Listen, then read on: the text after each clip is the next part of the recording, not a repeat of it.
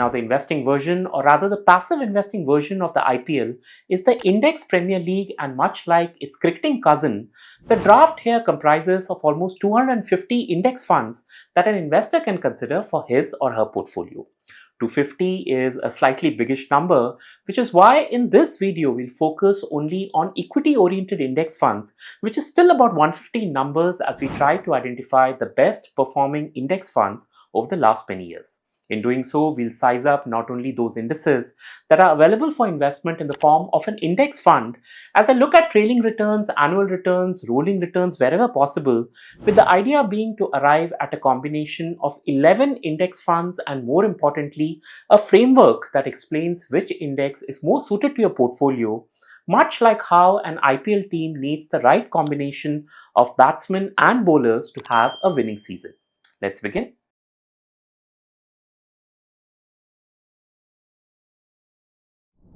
Okay, so I'm not going to talk about the basic stuff. What is an index? How is it constructed? Benefits, drawbacks, different types of indices, taxation, etc. These topics have been sufficiently covered in multiple videos, so I won't be repeating it. But one thing we have to certainly appreciate is the vastness of it. In this context, Nifty Indices Limited has created a range of indices based on market cap, sectors, themes, strategies, bonds, target maturity instruments, and so on. On last count, this came to 194 different indices that this index construction company had created, and as one can expect, not every index listed here has found its way into becoming a scheme in which you and I as investors can dip our monies into. Nevertheless, the options are wide, and I found 66 of those 194 different indices getting converted into an index fund with gilt indices, the Nifty 50, SDL, that is the State Development Loan Indices, and the Nifty Next 50 having the highest representation. On a category basis, and if I remove the fixed income options, then a large portion of the index funds are dedicated to market cap weighted indices such as the Nifty 50, the Sensex, Next 50, Mid Cap 150, some equal weighted indices, the Small Cap 250, and so on. Then there are international indices, sectoral and theme based indices, so things like banking, pharma, realty, manufacturing, digital, housing, etc. And very pleasantly, there are quite a few strategy indices which are quickly gaining ground, with index funds representing momentum, value, quality, low volatility, and other factors. Which brings me to Prudent, a leading wealth management group that offers comprehensive financial services to individuals, corporates, and HNIs via 28,000 mutual fund distributors who now manage an AUM of over 83,000 crores. Essentially, these are entrepreneurs, people like you and me who take up MF distribution in addition to our regular jobs. It's a business that can be started from anywhere, it doesn't need any investment, offers unlimited income and growth, and it comes with the added satisfaction of helping people make the right investment decisions and guiding them towards achieving their financial goals. The mutual fund industry per se is expected to reach an AUM of 1.3 crores in the next 7-8 years, and with just 1.25 lakh mutual fund agents, there is definitely a need for good distributors, and that's where Prudent comes in. Prudent not only sets up your business, but also helps in developing it through training, sales and marketing support, client servicing, back office support, research, branding, customer care, and much more. Yes, it means all-round support. You'll also be assigned a dedicated relationship manager who shall help you all along the way. And it's not just mutual funds, you'll also have access to multiple financial products, including insurance, stocks, NPS, fixed deposit, and bonds. If you're keen on giving this a shot, then do connect with the good folks at Prudent for more details. As always, the link is available in the video's description. Alright, now let's come to the main event, and given the vastness of index funds in India, let's look at returns on a category by category basis, and later we can always pull in the results together. So first up are the broad-based indices, and while the Nifty 50 and the Nifty Next 50 as an index fund have been around for many years, some of the other ones like the Nifty 500, Mid Cap 150, Micro Cap 250, etc. have come up only recently for investing. So what I've done is I've created two different tables. One is for the index, which is how I generally do it in most of my videos. And the second table is for the actual index fund, which tracks the index and its returns after accounting for the expense ratio and also the tracking error. For example, here are the 3, 5, 10 and 15-year trailing returns of the Nifty 50, and correspondingly here are the average returns of all Nifty 50 index funds that were available at those points in time. Now, honestly, I'm a little surprised to see the index fund's 5-year trailing to be higher than the indices, but then an examination of the 3-year and the 10-year CAGR shows that there's clearly a performance differential on account of expense ratio and the tracking error. So I did this exercise across broad-based indices, and because there's a lot of numbers, I'll request you to pause this video, examine the data and make your own inferences. So go ahead, pause this video, absorb the information, and when you're done, you'll definitely notice that firstly, the index performance seems to have a visible returns hierarchy with the large cap and the large cap heavy indices performing the least, with the chotu microcappers delivering the highest returns on a trailing basis. As against popular perception, mid caps have historically done better than the small caps. Equal weights across the Nifty 50 and Nifty 100 have outperformed their market cap weighted counterparts. The mid cap 150 and the small cap 250 exceeds the mid cap 50 and small cap 50 by a decent margin, completely negating the over diversification playbook. And while the Nifty Next 50 doesn't feature much in our discussions, it's still a force to reckon with. If you want to extract all this information by yourself, then simply head to this website advisorcoach.com, go to MF Research, then benchmark returns. Now select your favorite index, choose between SIP and lump sum. So I've taken lump sum here, set the start and end date, and the platform will throw you a bunch of results, including the profit, the CAGR and the absolute return. Okay, now that this has come up, I also examined each of these indices on an SIP basis as well. Again, you can pause this video to go through the numbers, and please note the SIP performance data would seem a little elevated as compared to the lump sum returns, and that's entirely because of the recent run-up in the stock markets. However, it's still a nice data pack for us to internalize, but you know and I know that some of it, actually a decent chunk of these performance numbers, have to do with market timing, which means we now have to look at the rolling returns, which refers to the average returns of an investment over a specific period that is calculated continuously at different intervals. You can read more about this on the internet, but as far as our data is concerned, you can now see our recency biases subsiding, and historically the mid caps and to some extent the Nifty Next 50 index have done rather well on a 10-year rolling basis. Impressively, none of the broad-based indices have seen a negative 10-year period, and when I look through this table, firstly, the small cap 250 index has delivered below inflation returns on 1 out of every 10 occasions, and if a 12% return is the bare minimum you are seeking, then on a historical basis, your chances are better with the Nifty Next 50 and the Nifty Mid Cap 150 index. So these were a lot of numbers to understand on which players, or rather which indices, we should be picking for our IPL draft. But if I were to pick for myself, then I'll go with the Nifty Next 50 index, the Midcap 150 and also the Nifty Microcap 250 index, which if you look at it differently and from my perspective, this 3-fund combination gives me an adequate representation of large companies, mid caps and also tiny companies. Alright, now that we know what to look for, let's move on to the strategy indices, which is something I'm really warming up to, and if you aren't conversant with the term factor-based indices or smart beta funds, then I'll definitely recommend you watch these videos. So very quickly, and as the name suggests, a strategy index is based on certain characteristics that are beyond the traditional market cap basis, and this includes factors like momentum, quality, value, alpha, volatility, etc.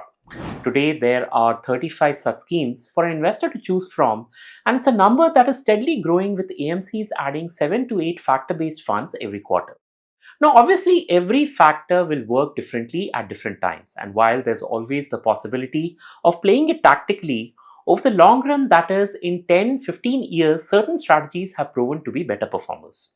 For instance, momentum indices, the Nifty 200 Momentum 30 and the Nifty Midcap 150 Momentum 50 have both done extremely well, and it's something I've highlighted in my previous videos as well.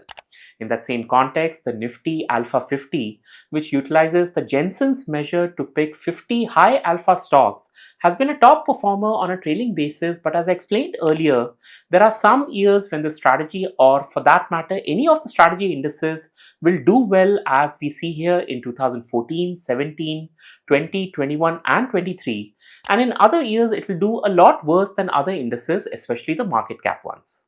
It's also good to note that some of these strategies don't hinge on a single factor but use multiple factors, like a combination of alpha and low volatility, and there's also a combo of the momentum and the quality factor. If you want to know more about any of these single or multi-factor strategies, I request you to check out the methodology document in the Nifty Indices website that explains the concept, variables, universe of stocks, selection criteria, etc. And for your benefit, I've attached the link to that document in this video's description. Now, one of the more interesting aspects of the study is when we compare the performance of the strategy-based indices with their market cap-based counterparts. In this case, the Nifty 200 Momentum 30 Index gets matched with the Nifty 200. The Nifty 50 Value 20 Index will go up against the Nifty 50 and so on. So here are the numbers over the long run. Again, please feel free to pause this video and draw your own conclusions. But as I see it, barring the two quality indices in the middle, the other strategy indices have done a lot better than the traditional market cap based indices, which is something the fans of a Nifty 50 or even a Nifty small cap 250 index might want to take a note of. That being said, my pick of the draft, and yours might be a bit different, but my picks will be the Nifty 200 Momentum 30 Index, the Nifty Alpha 50 Index, and the Nifty Small Cap 250 Quality 50 Index. The third category of index strategies are the sectoral and thematic indices. Yes, I am combining the two of them for convenience sake, and there are about 52 active schemes to pick from. Now, obviously, there are quite a few subcategories here, but generally we can divide them as banking, financial services, the auto sector, IT, that is information technology, healthcare and pharma, realty and housing, and of course, the manufacturing and the infrastructure sector.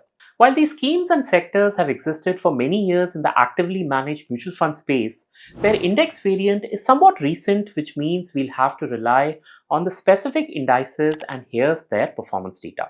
Now, one has to be careful here because these sector and thematic indices and the companies within often go through business cycles, so highs and lows, which can definitely skew our interpretation of numbers. For instance, from this bunch of indices, the Nifty Realty Index is by far the best performing one over a 3-year period. However, when examined over a 15-year period, the Realty Index is then the worst performer. Why is this the case? Well, the real estate and housing cycle in India is typically about 7 to 8 years, something which I explained in an earlier video, and the period between 2012 and 2020 was an extremely difficult one for most real estate developers. In fact, figure this. The Nifty Realty Index is still 45% away from its all-time high, which was achieved in the year 2008, and this is the situation in spite of having grown by over 5 times since May of 2020. The same cyclicity can be seen with the Nifty Auto, which fell by 60% in the 2018 to 2020 period, the Nifty Pharma Index, which dropped by 45% between 2015 and 2019, the technology theme, the Nifty India Digital Index, which was pretty static from 2015 until COVID changed its fortunes in 2020. And like this, there are tons of examples because cyclicity is something every sector goes through. And although the intensity might vary, it's something one has to be careful and cognizant of when picking any of these sectoral or thematic indices. I would even go on to say that using trailing returns or even rolling returns might be totally ineffective in evaluating such indices, and a higher emphasis should be given to the other related metrics, such as looking at the growing order book in the case of real estate, or an increase in capacity when understanding the manufacturing sector, credit offtake when it comes to financial services, and increase in disposable income in the case of auto, and so on. But having said this, if you are anyways going to force me into a corner, then I'll probably pick the Nifty Manufacturing and the Nifty Financial Services Index, as these are related to a couple of megatrends that I had highlighted in a recent video, and I'll also go with the Nifty Non-Cyclical Consumer Index, which again I had covered separately in a video, and this is one index that shows good performance, lower volatility, and decent downside protection. So manufacturing, financial services, and consumer facing goods and services. Okay, I've picked 9 indices so far, which means a couple more are needed to complete our IPL team, and we have about 14 international index schemes to choose from. Now, while half of these schemes are dedicated towards the Nasdaq 100, the rest of the 7 schemes come in different shapes and sizes, which makes comparison all the more difficult. Nevertheless, I did plot the performance, and while there are a few blanks here and there, the Nasdaq 100 is one index that has done very well in the past, and then maybe the Hang Seng Tech Index can be an interesting contrarian inclusion, Although I must say it's not been doing too well from a stock price perspective, but in terms of fundamental metrics like the price to sales ratio and the price to earnings ratio, it carries a lot more value than the Nasdaq 100. If you're a subscriber to my newsletter, you might remember an article I wrote on the Chinese stock market and how I think it has reached its maximum point of pessimism and why there are merits in investing in the Hang Seng Index. Anyway, so both my picks are very technology oriented, which isn't bad because a lot of the domestic indices we have selected don't seem to have much of an IT sector participation in it. And with this, we have our IPL team of 11 indices that I believe, and it's entirely my opinion, but I believe this can give us the right balance of performance, market cap, diversification, and style of investing. And I'm hopeful this combination will do well for the years to come. Of course, the objective of this video was not really to pick any index or a combination, but it was more to give you a snapshot of index funds that are available for investing presently and how these have performed over the long run. I sincerely hope you found this presentation useful and that it'll help you improve your investing decisions. Thank you for your time. Do like this video, subscribe to my channel, subscribe to my newsletter, and I'll see you next week. Until then.